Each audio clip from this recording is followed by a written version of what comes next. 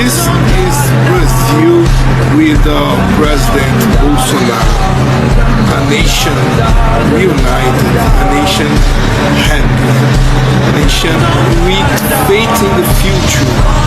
Brasil acima de tudo, Brasil acima de tudo. Yesterday, Bolsonaro now is arrested. He's sick